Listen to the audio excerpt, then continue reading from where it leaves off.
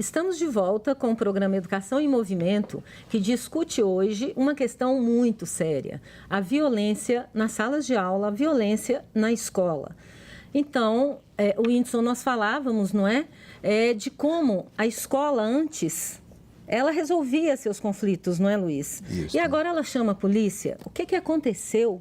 Né? Que é como se a escola hoje não desse conta mais de resolver os seus problemas e que fazem parte, inclusive, não é, do cotidiano escolar. Sandra, na realidade, a questão da violência é um problema social. É um problema maior do que a escola, maior do que a polícia, maior do que o Estado. Ele é um problema que a gente tem que ver como é que a gente vai ter que lidar com ele. Na realidade, o que está acontecendo é de que, neste período, a própria dimensão da violência ela vai se modificando. E não é só no Brasil, é no mundo. Quer dizer, a gente está acompanhando. É um processo global. Quer dizer, essa globalização, ela vai exatamente nos dando diferentes dimensões, por exemplo, dessa violência. A escola, por exemplo, ela lidava com isso. Nós tínhamos pesquisas, por exemplo, que fizemos no final da década de 90, onde havia registros das escolas, e as crianças iam com armas para a escola, mas a escola conseguia negociar com eles, eles não entravam com armas dentro da escola, ela não precisava chamar a polícia. Pois é, por que isso não acontece mais, Luiz? Porque, na realidade, você passa a ter, a globalização, ela passa a te dar uma visibilidade dessas coisas e parece que tudo fica permitido. Quer dizer, essa própria liberdade que as crianças têm de armas, a circulação de armas, por exemplo, né? Porque às vezes, a gente fala às vezes das drogas juntos, mas ela não é um tanto grande problema. Sei. O problema eram as armas mesmo. Quer dizer, como é que esses meninos andavam com armas daquela forma? Então, na realidade, assim, essa visibilidade, em alguns momentos a própria mídia, quando ela dá visibilidade para essas coisas podem, inclusive, funcionar de uma forma negativa. Nem sempre dar todas as informações necessárias significa que você vai dar conscientização para as pessoas. E a mídia, com relação ao bullying, por exemplo, eu me lembro, a mídia passou temporadas mostrando as crianças falando de bullying e mostrando e mais nada. A criança batendo na professora. Ela aparecia, por exemplo, na televisão, um menino batendo de fato numa professora. Eu não sei se, por exemplo, isso conscientiza alguém. Sim, eu concordo com você. A gente precisa pensar isso, né? Um exemplo do que o Luiz está comentando, interessante que se amanhã nos Estados Unidos aparece na escola alguém armado de disparos, amanhã que em alguma escola a polícia vai estar fazendo a apreensão. É a mesma coisa. Se solta uma bomba lá na França, dentro de uma escola, amanhã alguém está aqui. Quer dizer, a violência em escala global é isso? É isso daí. É? Na realidade, por exemplo, você vai começando a ver que você tem um fenômeno. Agora, o importante, Sandra, que eu acho que é isso que o Whindersson colocou também no início, é de que todo mundo tem que aprender. Não foi só a polícia que teve que aprender, a escola teve que aprender também, porque ela não sabia lidar com essas coisas, porque ela achava que aquilo nunca ia chegar. E nós, na formação, nós somos da universidade, damos aulas para professores, a gente também não tratava dessas coisas na formação, por exemplo, dos nossos pedagogos. E hoje a gente tem uma situação que é mais complicada, que é a dimensão da judicialização. Hoje, por exemplo, quem está resolvendo os problemas de violência na escola é o juiz. Percebe? Então, é um outro ator que entrou, o juiz, porque tem os advogados que entram para fazer isso, os promotores que entram para fazer isso, e eles também não sabem lidar com a escola. São atores estranhos à realidade escolar. Eles também têm que aprender como é que essas coisas acontecem dentro da escola. O juiz não pode chegar lá, o pior é que eles estão chegando lá e tomando decisões, né? Como se aquele menino vai diretamente para uma ação. Né? Nós estamos acompanhando um processo que está sendo feito de trabalho sobre isso, onde tem todas as decisões do juiz que são feitas lá, mas eles têm que aprender. Eles também vão ter que aprender, como todo mundo, como a polícia teve que aprender. Não é quando o Whindersson está falando. A escola também teve. Talvez a escola hoje a gente tenha que estar um pouco mais olhando para ela aprender melhor, para saber lidar com essa diversidade.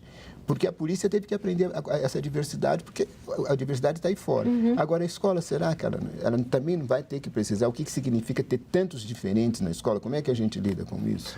É um aprender e disseminar o conhecimento, é saber fazer. É no fazer mesmo que vai surgindo.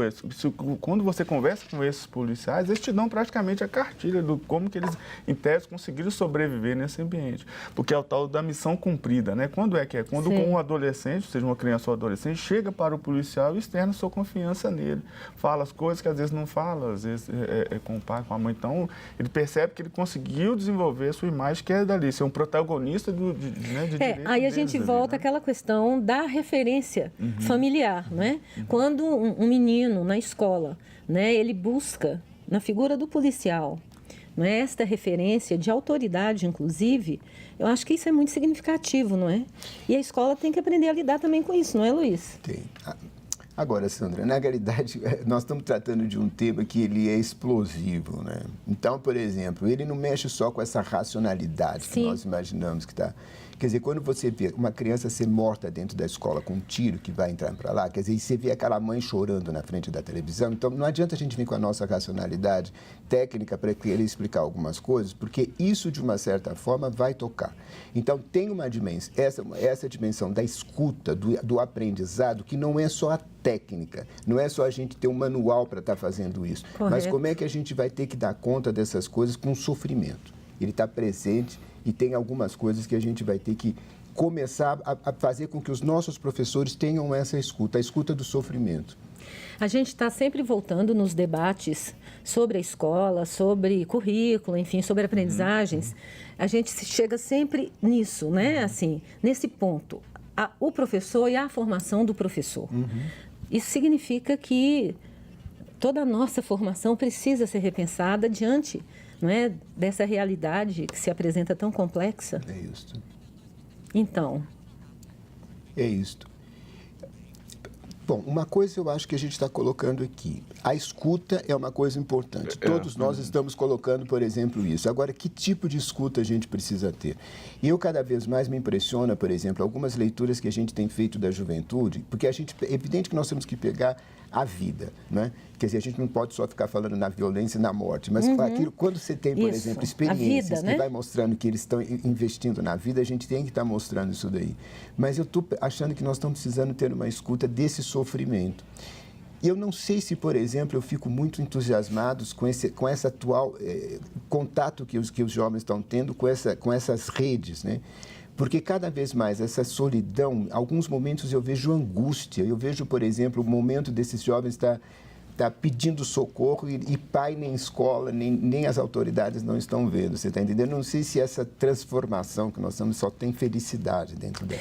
Eu acho que isso que você coloca é muito importante, até porque as pesquisas que a gente conhece, né, com estudantes, adolescentes, jovens, elas revelam muito essa necessidade, né? O aluno diz para a gente isso, né? Olha, eu não sou escutado, eu preciso ser ouvido, não é? E a polícia militar consegue fazer isso? Bom, tem tentado e se esforçado, né, para tentar colocar isso em prática através, né, do policiamento comunitário, né? Eu acho que a própria presença e a destinação de um tipo de serviço dentro do portfólio da organização é um claro sinal, né, dentro de um contexto democrático. Então, ou seja, quanto mais conversar, escutar, para poder desenhar, intervir, eu acho que a lógica aparece isso, né? Então, fica muito evidente isso, que esse serviço dentro da escola é uma clara evidência de como a polícia pode prestar o seu serviço dentro desse contexto democrático. Se necessário for, vai fazer o uso da força, mas observando todas essas circunstâncias. Eu acho um outro ponto interessante é a força do território. Eu acho que nessa questão da violência escolar, o que fica muito evidente é a força do território. Pegamos o caso aqui de Belo Horizonte, você pega uma escola que, por exemplo, no Coração Eucarístico, ela tem peculiaridade, seja ela estadual, municipal, federal, o que for, mas que é muito diferente, você pega uma lá na região Nordeste ou na região Sul. Então, eu acho que essa força, você compreender esse território, as forças atuantes, tentar fazer essa roda de conversa, vamos chamar assim, para você chegar a grandes contratos, vamos dizer, eu acho que são expectativas. Quer dizer, né, quando você fala de contratos, você está falando de acordos. Entre né? esses atores. Entre todos os atores que fazem aluno, a escola funcionar. Não é? Luiz, a gente falava um pouco antes aqui sobre essa coisa da judicialização, não é? Das relações sociais e também das relações escolares. Quer dizer, a presença da polícia, a presença do Conselho Tutelar e tal. Isto, de algum modo, diz dessa judicialização? Não. Essa judicialização, ela entrou porque, na realidade, ela passou a julgar que a ação pública não estava funcionando. Na realidade, isso. A judicialização, aonde ela entrou exatamente para dizer que os gestores públicos, seja ele da educação, da segurança, não estão funcionando. Aí ela teve que entrar para fazer esse tipo de intervenção. É essa leitura que se tem da judicialização. Agora, ao fazer isto, se não houver um chamado dessas organizações todas que estão presentes para conversar, porque todos têm que entrar em conversar, a gente não vai resolver a situação. Esse conversar, esse diálogo é o que a gente chamaria de mediação. Seriam as mediações, mas você vê, cada um desses passos que estão lá vão ter que ter escutas diferentes. A escuta que o Whindersson estava falando que a polícia vai ter não é a mesma que a escola tem que ter. A escola tem que saber fazer uma escuta do sofrimento desse menino. Porque o policial vai lá só quando ele é chamado. Agora o professor vê aquele menino todo dia quando ele chega lá. Percebe? Então, ele é que tem que responder isso. Você está entendendo? Um policial, por mais que ele queira, ele nunca vai conseguir fazer aquela leitura. Ele que tem que ver que aquele menino está pedindo socorro em alguns momentos para ele. Aquele ato que ele está fazendo ali dentro, tem um socorro que ele está pedindo e que a gente não está conseguindo ler o que é que ele está pedindo para a gente naquele momento.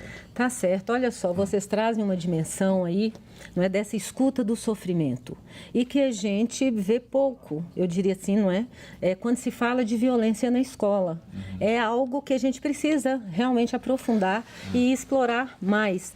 E eu quero, então, infelizmente o nosso tempo acabou, quero agradecer muito a presença de vocês aqui.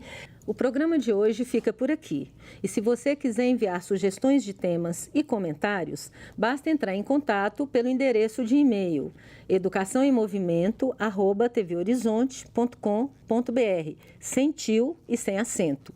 Ou entrar também, não é, no nosso Facebook, Programa Educação em Movimento. Espero vocês na próxima edição. Abraços e até lá!